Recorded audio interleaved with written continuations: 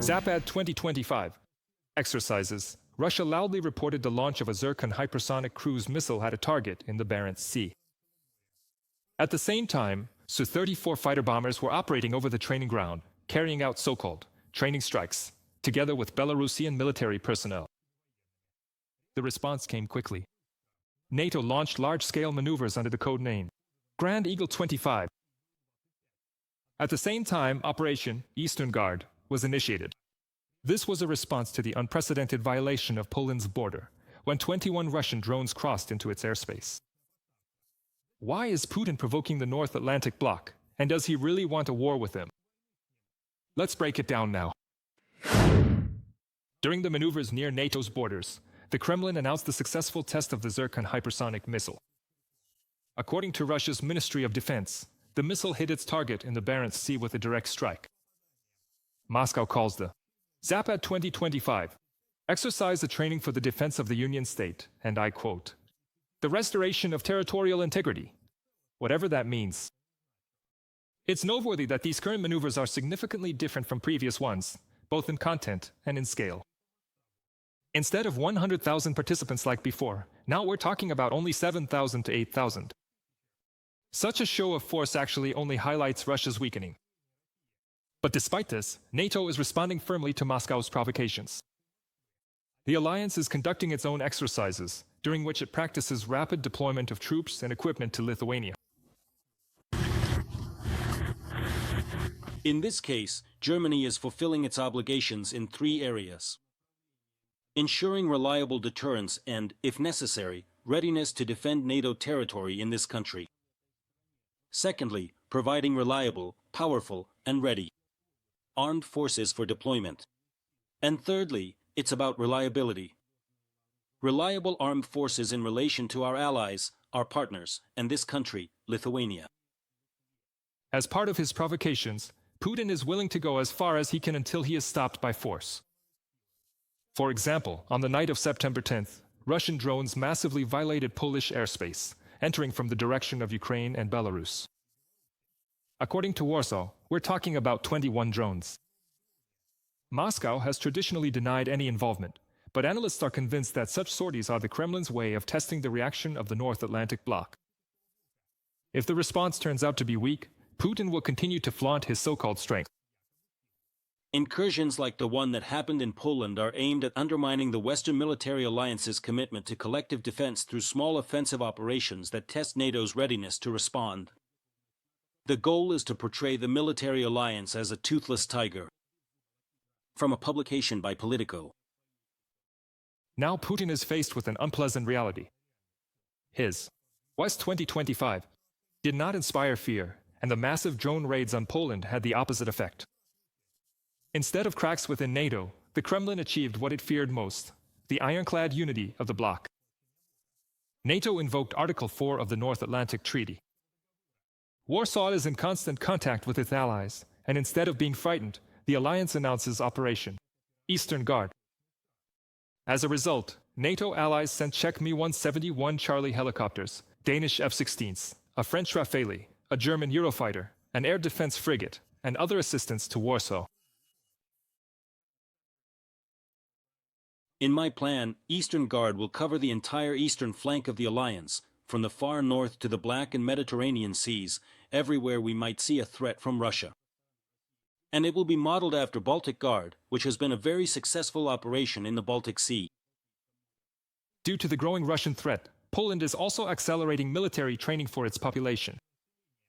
In the first 7 months of this year, a record 20,000 people signed up for voluntary training. According to the Ministry of Defense, by the end of the year, this number could double and reach 40,000. Defense spending is also increasing, from 2.2% of GDP in 2022 to 1.5%, a record 4.7% in 2025. This is the highest rate in NATO. It even surpasses the budgets of Germany, France, and the United Kingdom. And as Reuters notes, the mass turnout of Poles at training grounds is a direct reflection of the fear of possible aggression from Moscow. But at the same time, it is a demonstration of the society's determination to meet it fully armed. I always say that I will do everything to protect my child. I will fight to the very end. To protect him. I'm the oldest of my 3 siblings, so I feel the need to protect my family. Just as our ancestors once defended these lands, I feel a responsibility to continue the tradition if the need arises. Putin, bogged down in the war against Ukraine and under the pressure of Western sanctions, can no longer return to the image of a peacetime president. His goal now is not only to hold on to the captured territories, but also to portray NATO as weak and indecisive. The Kremlin has television and the internet in a tight grip. And so, if necessary, Putin can easily package any truce as a great victory. But his real threat isn't the liberal opposition, but the radical nationalists to whom he himself promised to defeat the collective West. As experts have pointed out, the Kremlin continues to play with fire. On the night of September 14th, a Russian drone entered Romanian airspace. It may have been brief, but it was enough to provoke a new reaction from the West. And this comes after the drone incident over Poland. Essentially, Putin has backed himself into a corner. He can't stop now, and every new escalation only further irritates Ukraine's partners. Bucharest has already called for new sanctions. This is the so-called victory that Russia has brought upon itself. Romania condemns Russia's behavior and is taking the necessary measures to protect its sovereignty and security. We are in constant contact with our EU and NATO partners and allies regarding Russia's provocations, including the latest one. We must effectively raise the cost for Russia's blatantly illegal and provocative actions by promptly adopting the 19th package of sanctions and the full range of measures under NATO's Operation Eastern Shield. I will also raise the issue of Russia's actions at the UN General Assembly, calling for strict enforcement of sanctions at the international level. Ona Silvia Toiu, Romania's Minister of Foreign Affairs, on the social network X. Calls to hold Russia accountable for its actions are coming. Not only from the countries affected by it. NATO allies are speaking with one voice. They don't believe it was an accident. Russian tales about the drones supposedly getting lost just sound ridiculous. And the alliance emphasizes that such mistakes happen far too often to be a coincidence. Behind every such incident is a direct provocation and an attempt by the Kremlin to test how far it can go before the West responds firmly. Russia continues to provoke. I don't believe in Russian mistakes. As NATO allies, we remain vigilant. Russia must pay a concrete price for its provocations against NATO. That's exactly why the Czech Republic supports further sanctions. Jan Lipavsky, Czech Minister of Foreign Affairs, on social network X. The latest thing Moscow tried to use to intimidate NATO was the deployment of Iskander missile systems to the Kaliningrad region. In the published footage, the launchers are seen positioned toward Warsaw, according to OSINT analysts. Such weaponry in the region is capable of threatening 6 NATO countries, but in reality, it is becoming increasingly clear that the alliance no longer feels any fear as it once did.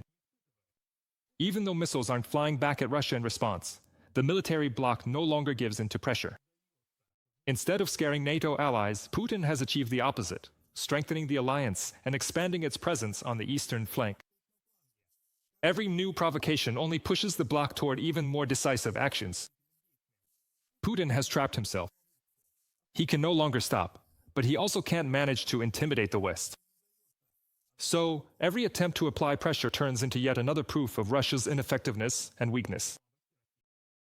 Subscribe to The Gaze and stay updated on the most important events, top news from Ukraine and all over the world, in-depth analysis, exclusive reports and interviews, all on hand in our channel. Join our community of viewers and stay tuned.